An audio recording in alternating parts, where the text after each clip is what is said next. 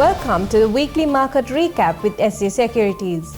Let's take a look at some of the latest developments in the Sri Lankan economy and financial markets. Sri Lanka's top 3 private banks have reported a significant drop in bad loans for the first quarter of the year. According to their latest financial statements, the average non-performing loan ratio fell to 3% as of 31st March. That's a notable improvement from the 5% recorded during the same period last year. Commercial Bank, the country's largest private bank, showed a strong recovery. Its NPL ratio dropped to 2.58%, down from 5.59% a year earlier. The bank's total assets stood at 2.9 trillion rupees. However, its Stage 3 impairment rose by 3.8 billion, reaching 88 billion rupees by the end of the quarter. Hatton National Bank also posted gains in asset quality. The bank's net Stage 3 ratio slightly improved to 1.82%, down from 1.88% at the end of 2024. The improvement was supported by a reversal in impairments amounting to 379.7 million rupees. HNB credited its robust risk management and recovery efforts for this positive movement. The group's total assets reached 2.35 trillion rupees. Sampath Bank reported an NPL ratio of 4.61%, showing progress from 5.53% recorded a year ago.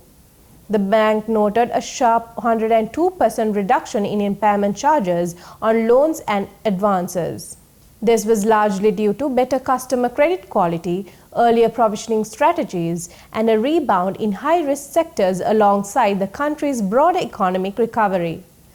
Sampath Bank's total assets stood at 1.92 trillion rupees.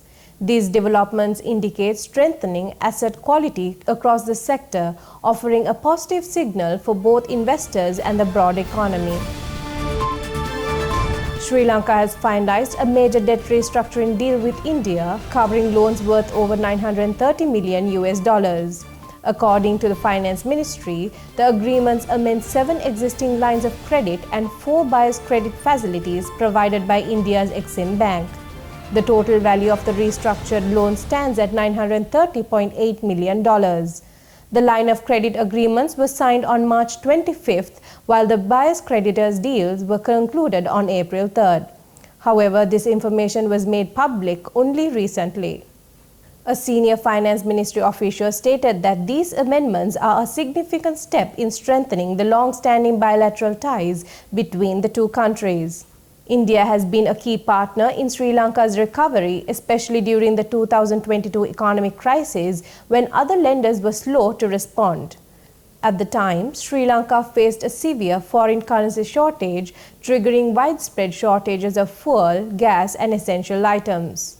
India also co-chaired Sri Lanka's external debt restructuring process through the Official Creditor Committee, alongside France and Japan.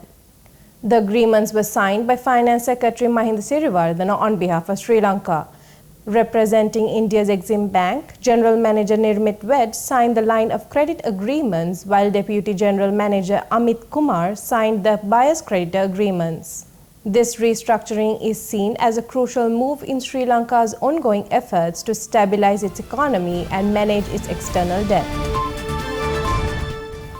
Colombo port is seeing a surge in transshipment traffic from Pakistan as regional shipping lines reroute vessels due to port access restrictions between India and Pakistan. According to the Sourcing Journal, major global shipping lines are diverting their routes to alternative hubs. These include Colombo, Singapore, Port Kelang in Malaysia, Salalah in Oman, and Jebel Ali in the UAE. The shift comes after India imposed access limitations that have affected direct vessel calls to Pakistani ports. In response, several shipping giants are now turning to transshipment services. Mediterranean Shipping Company, or MSC, has launched a direct weekly feeder service from Pakistan to Colombo. This move allows Pakistani exports to connect with international shipping routes through Sri Lanka. Meanwhile, CGM has adjusted 5 of its service lines. Karachi has been dropped from 3 of its routes, these bounds for Europe. Meanwhile, CGM has adjusted 5 of its service lines. Karachi has been dropped from 3 of its routes, those bound for Europe, the Mediterranean and intra-Asia. Additionally, Port Qasim has been removed from the Indamex service, a direct container shipping service specifically offering weekly container services from the Indian subcontinent to the US East Coast. These routes now rely on transshipment through Colombo and UAE's Khalifa port to move Pakistani cargo globally. In another development, shipping lines have introduced new surcharges on Pakistan-related shipments. MSC is charging up to $800 per container heading to the US, Europe or Africa, and $300 per container for routes involving the Middle East Gulf and the Indian subcontinent.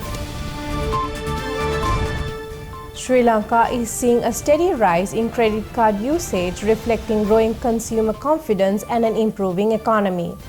According to the latest data from the central bank, over 11,800 new active credit cards were added in March alone. This marks a 0.6% increase from the previous month, bringing the total number of active credit cards to more than 2 million.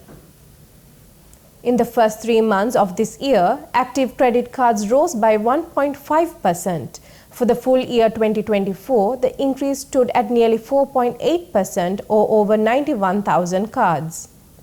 Analysts say this growth is being driven by Sri Lanka's ongoing economic recovery and falling interest rates. They noted that banks have been aggressively promoting credit cards, often in partnership with supermarkets and vendors to attract more users. They also believe that stability in the economy has encouraged customers to return to using credit cards more actively than in 2023. However, it's worth noting that just a year ago, credit card usage had dropped by nearly 2%. That decline followed the country's 2022 bankruptcy and sharp interest rate hikes by the central bank aimed at curbing hyperinflation. Since June 2023, the central bank has cut policy rates 7 times, helping ease financial pressures and restore consumer confidence. Inflation has now turned into deflation since September last year. With interest rates down and promotions up, credit card activity in Sri Lanka appears to be bouncing back. Let's take a look at this week's Treasury-bill auction results.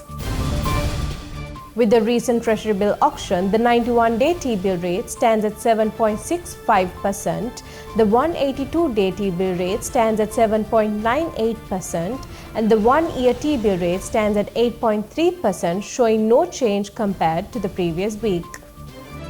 Thank you for watching. We'll be back next week.